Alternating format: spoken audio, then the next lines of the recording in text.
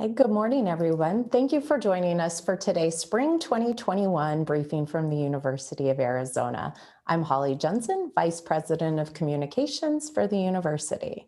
Today, Dr. Robert Robbins, President of the University of Arizona, is going to provide important updates on the university's testing protocols, operational phase, and he will be followed by Dr. Richard Carmona, 17th Surgeon General of the United States and distinguished professor here at the University of Arizona. He's going to provide updates on the current state of COVID-19 in our state, county, and on our campus.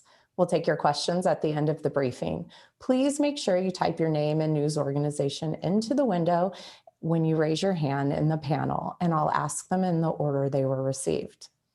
Over to you, President Robbins. Thank you, Holly, and good morning. Thank you all for joining us today. The university will continue with stage 1 this week with in-person instruction for essential courses only. As I announced last week, we plan to move to stage 2 next week, the week of February 22nd, if public health conditions permit.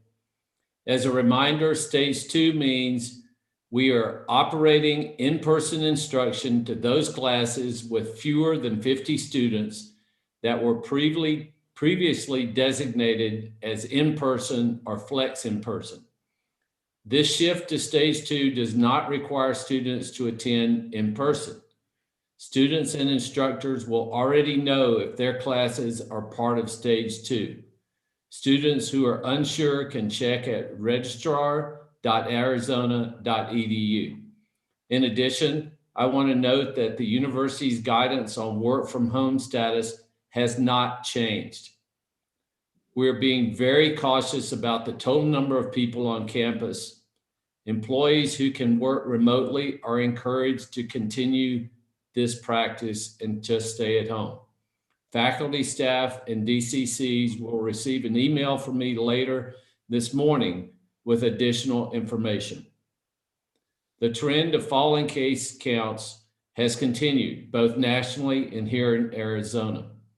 As reported by the Washington Post as of Sunday afternoon, nationally, the 7-day rolling average was 29 daily new cases per 100,000 residents, down from 36 the previous Sunday. The rolling 7-day average of daily new cases in Arizona was 34 cases per 100,000, 12th nationally. This is down from 43 daily cases per 100,000 last week. South Carolina remains the state with the highest rate of transmission, with a 7-day rolling average of 60 daily cases per 100,000. Last week, that state had 66 daily new cases per 100,000. California now has a rolling 7-day average of 23 new cases per 100,000, down from 34 last week. In Pima County, our 7-day average is 30 daily new cases per 100,000, and Maricopa County has a 7-day average of 38 daily new cases per 100,000.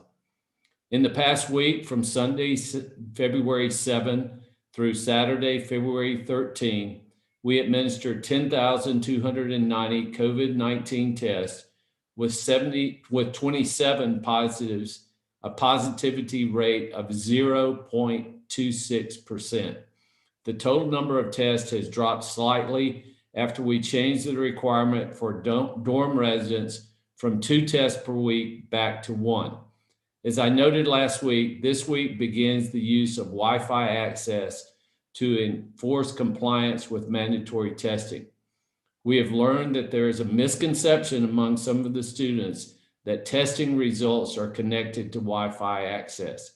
This is not the case.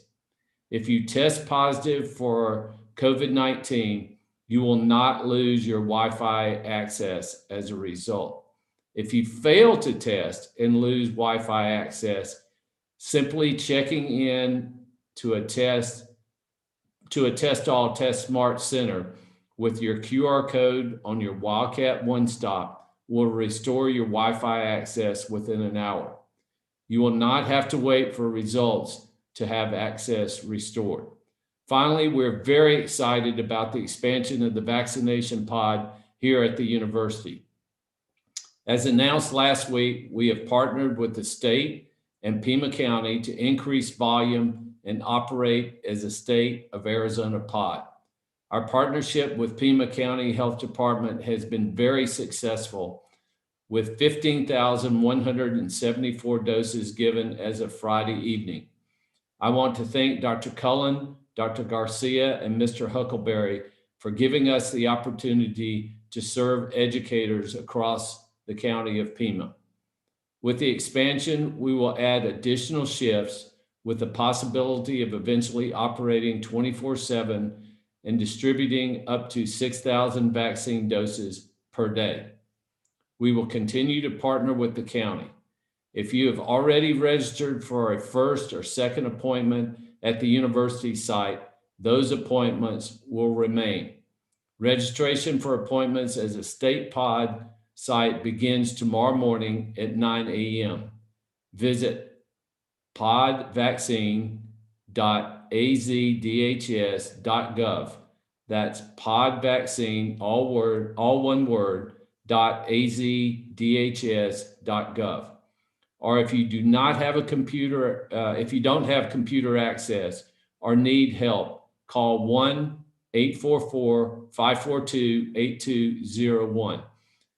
As with the other points of delivery operation, so far, appointments will be required. I want to thank our incredible team led by ICS Commander Chris Kopak and our vaccine task force co-chaired by Mona Aurora and Lane Spalla, who have done amazing work to get this pod up and running. The focus on service, particularly the level of care taken to ensure we distribute vaccine as equitably as possible, has been simply outstanding. Thank you again for joining us today for this important session, and much excitement about things that are going on in Southern Arizona. Holly, back to you. Thanks, President Robbins. Just a quick note to anybody who registers on our state system tomorrow. I think there's been a little bit of confusion as to our walk-up site, which is actually our walk-through site. And it is worth noting that you have to have an appointment to come to both our drive-in clinic and our walk-through clinic as well. I think there was a little bit of confusion last week. So I just wanted to make sure that's noted, that nothing is going to change, that everybody coming to our pod needs an appointment starting tomorrow as well. With that, I'll turn it over to you, Dr. Carmona.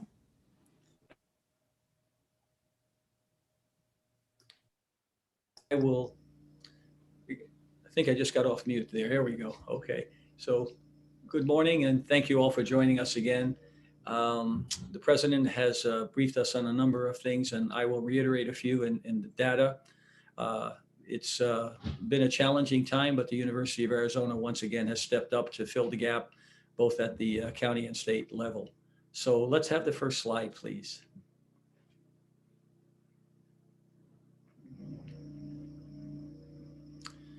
So as you can see in our testing, and most importantly here, the last 10 days, and then the total testing window where we've had almost 171,000 tests, our positivity rate has been well below the 5% that we have established, and has been a national standard as far as positivity. And if you look at our rates of transmission, our RT, which we report graphically pretty often, you'll see that those numbers are pretty acceptable. They're down low. They change pretty frequently, but nevertheless, we're happy that because of the continued emphasis on public health precautions on the campus, working collaboratively with the county and the state, we've been able to keep the transmission rate down significantly. Next slide.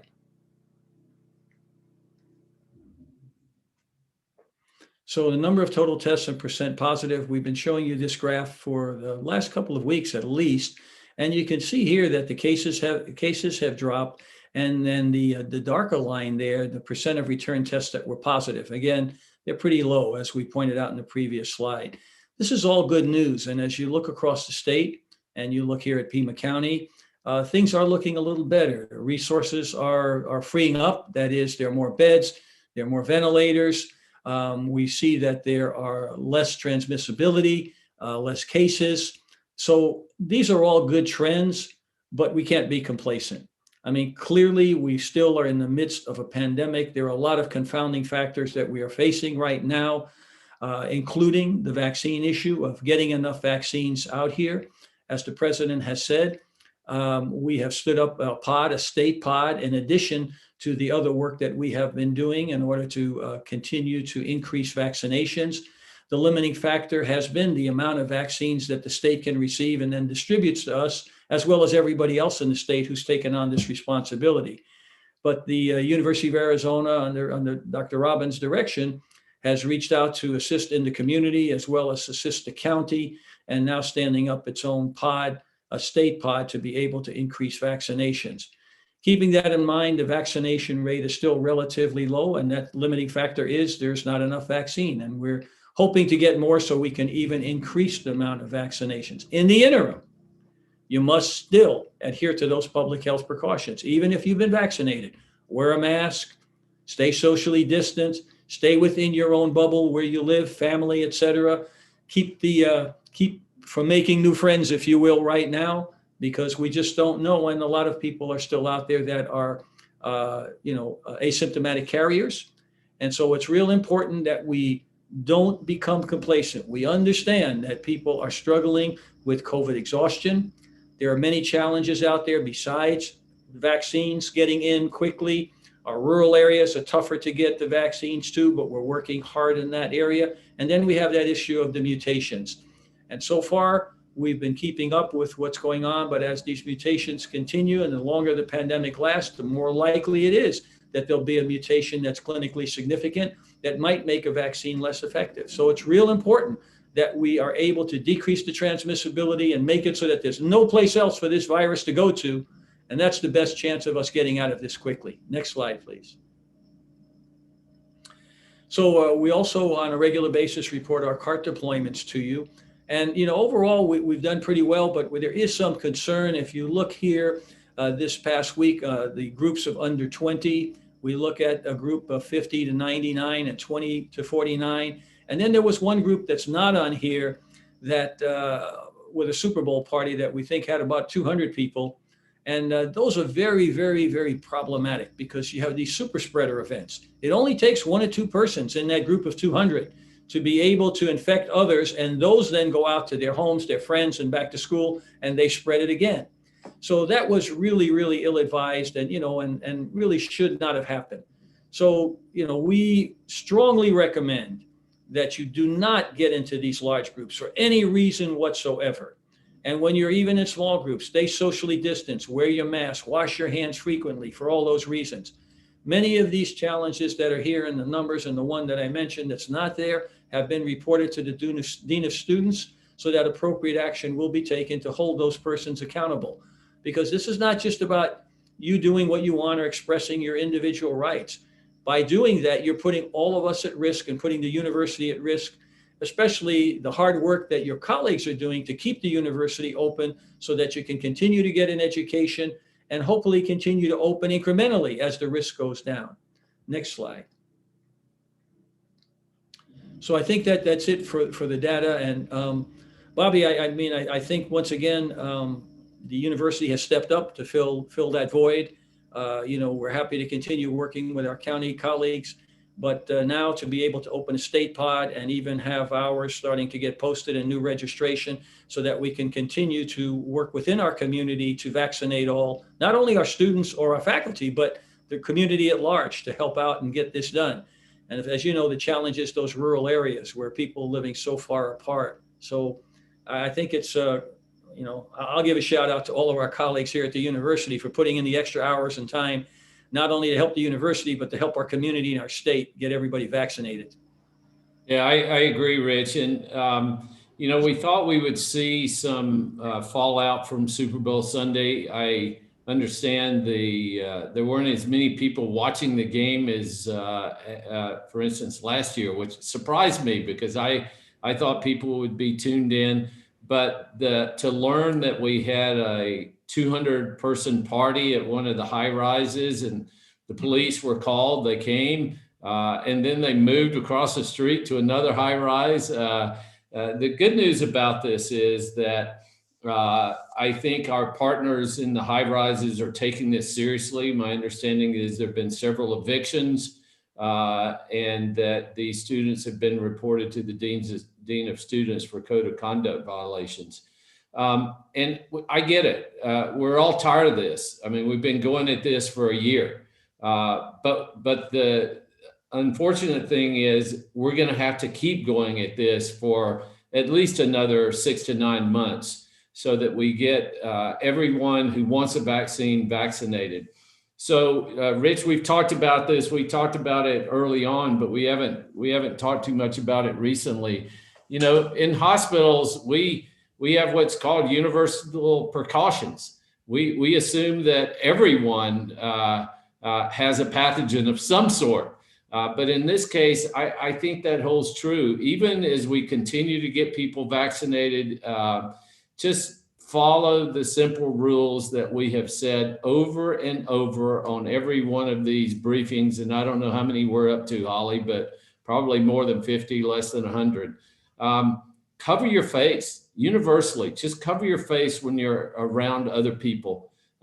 Keep distant from as many people as possible. As you said, Rich, stay as isolated as you can and continue to sanitize your hands. If we do that, we continue to test and we get vaccine in people as fast as we can. Hopefully by the fall, we'll be in a situation where we can move from not only stage 2, but to stage 3 and ultimately stage 4, back to full in-person classes. Yeah, I think it's important, Bobby. And, you know, maybe another point we can make here is so many people are confused. I mean, they get a lot of questions. Well, which vaccine should I get? You know, and as if one is better than the other. And for the purposes of getting vaccinated, whether you're going to a place that has the Moderna or the Pfizer, they're looked at as equivalent. And so it's just a matter of supply chain and which one you get. I got mine. It happened to be Pfizer, but if it was Moderna, I would have taken the Moderna. You know, and I know you feel the same way. But we want to try and get the fear out of the public and have them understand that we look at those as equivalent. There'll be other vaccines that will probably be coming down the line too. We'll give out information on those, but all of them have been approved. They've been tested. There are some vaccines coming in the pipeline that will require only one dose as opposed to 2. And of course, we'll let you know about that. But for now, don't worry about which vaccine you're getting. They're both effective and very effective. Yeah, I think Dr. Fauci made the point. The best vaccine that you can get is the one that's available to you the fastest. And I support that as Johnson & Johnson, Novavax, or AstraZeneca come online. We're confident that they're safe. I will just say parenthetically, I did get my second dose, and I'm thankful for that. About 16 hours later, I had some fever and some discomfort, but it only lasted a few hours. And many people that I talked to have had no side effects from the second dose. But that's a small price to pay for staying out of the hospital or dying from this. And there's still people dying. And it's indiscriminate. The beauty is we'll be able to go back, hopefully, and reconstruct this incredible disaster that we've lived through and find out why some people had such negative responses and required ICU care, ventilation, even lung transplant, or died from this. And others, they just get it and didn't really get sick. Which, of course, we keep emphasizing, Rich, that the asymptomatic sort of carrier, vector, super spreader is the most dangerous of all because they don't even know they're sick. So they let their guard down. Getting back to this idea of universal precaution for everyone. Keep your face covered, stay away from people, keep your hands clean. But, you know, Bobby, the interesting thing is that the point you bring up is, you know, why is there such a disparity between populations? And we're finding, of course, that in those populations that are at the bottom of the social determinants of health, especially people of color, we find that there's a higher morbidity and mortality. And that is not a surprise because we see that in a lot of diseases as well. But what's interesting is you said, you know, what about the healthy people? Why is there? Well, everybody doesn't get a cold every year. Everybody doesn't get the flu every year. And really what it shows you is the diversity in our immune system, which is based on our total of exposures throughout a lifetime and prepares your immune system. And some of them are differentially prepared than others. And so I don't think that's a surprise either, but being able in retrospect to ferret out what were those incremental risk factors? Why did this person do so well and this person did? Like we used to do in the twin studies, remember? And we'd have twin studies and say, well, here, these are two identical twins, both exposed to the same thing, but one acted differently.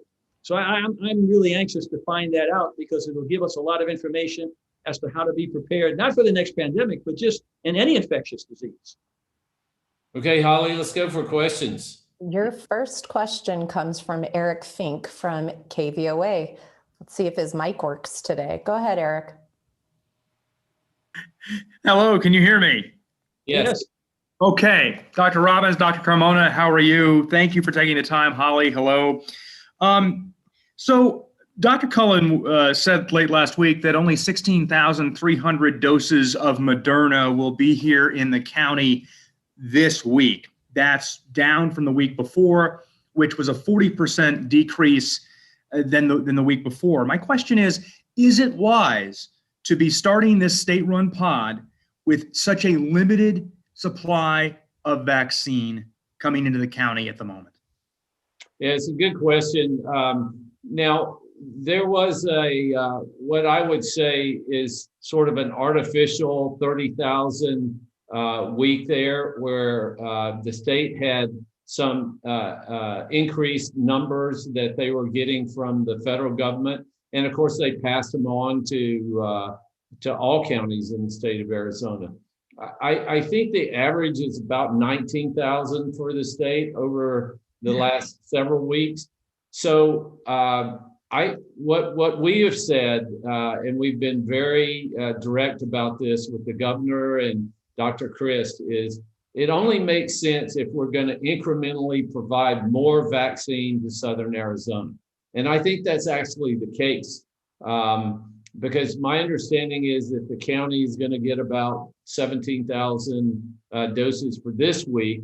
And then the U of A pod transitioning over to a state pod will be given vaccine in incremental to the 17 or whatever it's going to be that the county's getting. So that would represent, because they don't have to supply the U of A pod anymore. We're transferring from or transitioning from a county pod where they were supplying us, about 1,000 doses a day to the state supplying us directly. So I think net, we're going to see increased vaccines being delivered to Southern Arizona, which is what we want.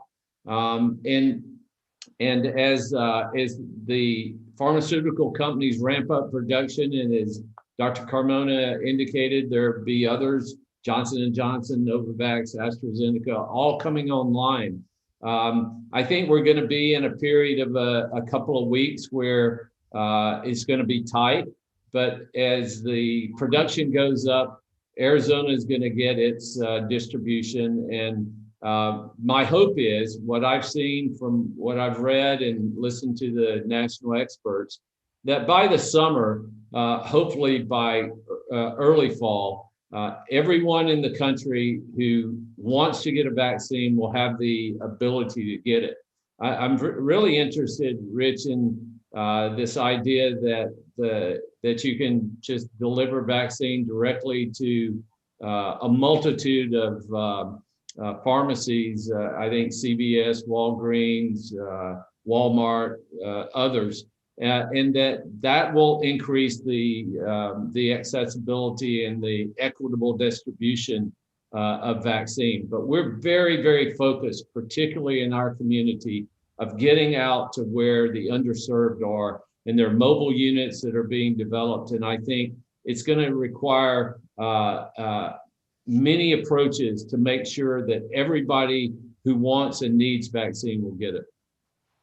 Bobby, I'll add that to what you said, we've been working with our rural health office, Dr. Dirksen and his team, to identify the most vulnerable populations in the rural areas so that when we can get more vaccines, we'll have the infrastructure ready, the mobile units that you talk about. And the good news is our rural health office has connections in all of those Southern Arizona communities already, with health departments, with the city and county leaders in those counties, Graham, Greenlee, Pinal, Santa Cruz.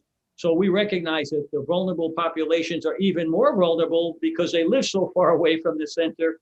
But too much to the credit of all of us working together, recognizing that and doing everything we can to have an infrastructure in place to get to those vulnerable populations in remote areas, providing the state can give us more vaccines. All right, our next question comes from Greg Bradbury from KGUN 9. Go ahead, Greg. Good morning. Question about the Super Bowl party for either of you. Have there been cases tied to that party? And if so, do you know how many and how many are expected to come from that? Yeah, Rich, I don't know. I actually just learned about the party recently. I assumed that there was going to be Super Bowl parties all over America, but I didn't realize that we had that many students at one of the high rises. So I'm not sure if there have been any contact tracing done and have any data on that, but we can find out for you. And it still would be a little early, this soon after because of the incubation period, but it's something that concerns us. We just won't know until we start seeing cases. And as the president said, contact tracing begins. And if it's the case, it'll trace right back to that party. All right, our next question comes from Christopher Conover from AZPM. Go ahead, Christopher. Good morning, everyone. A quick question on something you mentioned, Holly, and Dr. Robbins, you've talked about before. As we transition to the state pod, UA is keeping its walkthrough. We'll be the only state pod that has walkthrough. Is that something that the university wanted to keep, or did the state come to us to keep that feature? Yeah, I don't know the details. We thought it was really important because we've gotten so many individuals who have difficulty driving through, don't have transportation, or either take public transportation. So we thought that was an important part of the state strategy. But I do think that in the other state pods, at least my understanding is, there's an ability to come without an appointment. We're stressing that you need an appointment before you come because we don't want traffic lined up down Campbell all the way back to Speedway. But the walkthrough has worked very, very well for us in the Giddings classroom, and we're happy that we're able to continue to provide that access to our community. All right, our next question comes from Sylvia Sanchez from Univision. Go ahead, Sylvia. Hi, good morning. Thank you for taking the time to do this. So with the university returning to phase 2 on February 22nd, I was wondering if teachers are required to get vaccinated. And if so, are you keeping record of this and how many teachers have vaccinated so far? And the second question is if students are encouraged to get vaccinated as well. Yeah, I'll take the second part of your question, Sylvia, first. We're not permitted to, students would be in the 1C category, so we're still in 1B. Certainly those professors and instructors and teachers that are going to be doing in-person instruction, we've strongly encouraged them to make appointments to get vaccinated.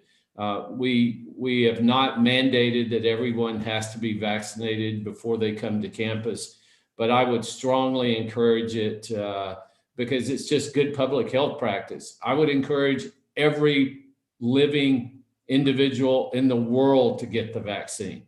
It's safe, it's effective, it's the only way we're going to get past this absolute disaster that we've lived through. All right, our next question comes from KOLD News. Go ahead. Hi, this is Bailey O'Carroll. I am wondering, I know you guys said that there could be some weeks coming up here where it could be tight, referring to the number of vaccines, obviously, that we have.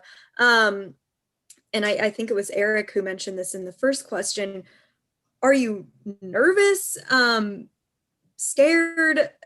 What are your feelings surrounding the fact that this could be tight and we're going to open up all these appointments to people from all over the state? Are you scared that we won't have enough vaccines to fulfill those appointments?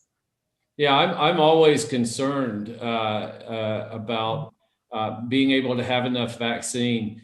But just to be clear about it, to restate what we said before, I think the number of vaccine coming to the county is going to be around that 17,000 per week dosage. So that will because the U of A pod will be out of circulation. That was about 1,000 per day. So that means there's 1,000 per day that the county can deploy to other sites.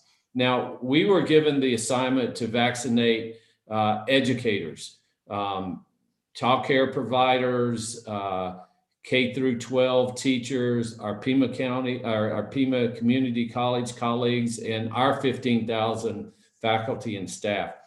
By converting to a state pod, where the push is going to come is making sure if they want us to run this at 6,000 to 8,000 vaccines a day, that means we're going to have tremendous increase in the amount of vaccines that we have in Southern Arizona. And we think, Mr. Huckleberry and I have consulted with all the experts. We think that we have a very, very efficient throughput mechanism. I think Dr. Garcia pointed out in a recent call that Pima County has been the highest efficiency county in the state, delivering almost 85% of all the vaccine that has been delivered here within a week. So we don't have an efficiency or a throughput problem. We're all ready to go, and we feel that we've got great partners throughout the county. TMC and Banner and TCC and all the pods have been doing great work. The bottleneck is a supply problem.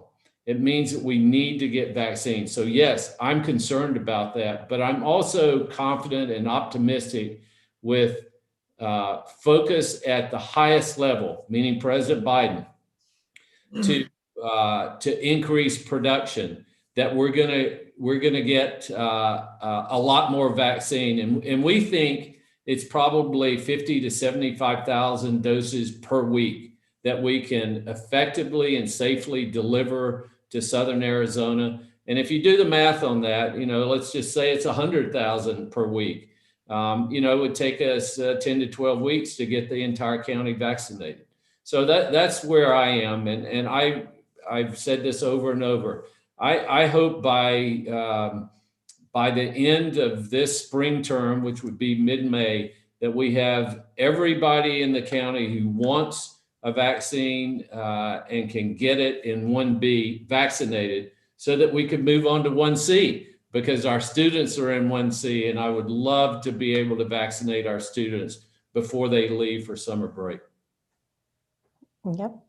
All right, our next question comes from Stephanie Casanova from the Arizona Daily Star. She wants to know, does that mean the university is already helping distribute vaccines in rural areas, or is that still in the planning stages? And I know the U of A helped distribute COVID tests to nearby reservations.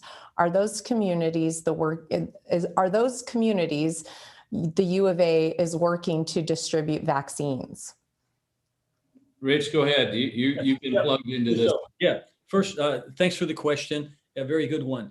The Native American population, of course, has its own allocation through the Indian Health Service and directly to some of those that are independent. But nevertheless, they are a concern to us. And when we spoke with our rural health office, which works with the Indian nations, we asked them to check there as well to see if there are deficiencies. as it relates to the other areas that are outside of Pima County, what we call Southern Arizona, where the U of A footprint is. Our rural health office has deep ties in those communities, and we're in the process now of planning with them as to what their resources are that they can vaccinate. If we can get more vaccines, how might we augment their ability to vaccinate, because there's so few resources in many of those rural areas.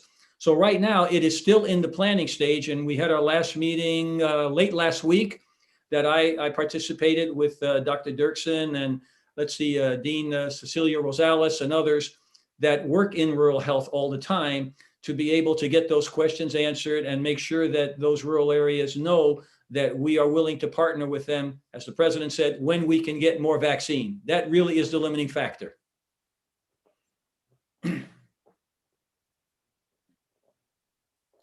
Mute. Sorry, I have one. I'm moving screens around over here. I have one follow-up from Eric Fink. Go ahead, Eric. Thanks, Holly. Just want to make sure that my mic is working. Can you hear that still? Great. Absolutely. Okay. Thank you, guys. Eric here. Just wanted to double check with you. I want to make sure that the state-run pod is still scheduled to open on Thursday morning. Do you know how many doses from the state this week that the pod is going to receive? And lastly, does this mean that the number of doses at the state-run pod will not be taken out of the Pima County allocation? Right. So what I understand is that we don't have a final number for this week from the state. I think they're waiting to see how much comes from the federal government, because they have to meet all the requests from all the counties, and then they have to allocate. Will we be the third state pod? I know of State Farm and Phoenix Municipal Stadium, and I think we're this third state pod that they now have to allocate to all 15 counties plus these 3 state pods. So that's 18 allocation tranches. So what I've been told is for this week, as we make the transition from county to state, that we can be assured we would get 1,000 new doses of Moderna. But we're waiting to hear how much Pfizer we're going to get. Now, primarily, we've been a Pfizer pod because we have the ability to store more than 1 million doses in our freezer farm that we built out. But we're going to have a combination of both Pfizer and Moderna, and hopefully J&J and Novavax and AstraZeneca and all vaccines. So we don't know the final number this week. I know that we've been told we'll have at least 1,000 doses for this pod this week. But of course, that means we're ramping up. We've been doing 1,000 a day. So that's grossly inadequate for the efficiency that we can run our pods. So we're hoping that it'll be at least 1,000 Moderna and the balance in Pfizer. I think that's our final question, President Robbins and Dr. Carmona. So I'll let you close it out. Okay, well, thanks everyone for joining us. I do see, I am optimistic, as I said in some of my remarks, that as we increase production centrally, and one of the disclaimers here is, as you all know, we're incredibly blessed to live in Arizona because we have wonderful weather. Much of the country, certainly in the Midwest, in the East and the Southeast, are experiencing incredibly harsh weather with ice and snow, and that's going to affect the distribution because many of these manufacturing centers are on the East Coast or the Midwest. So that's why I think the state is waiting to see how much vaccine we get.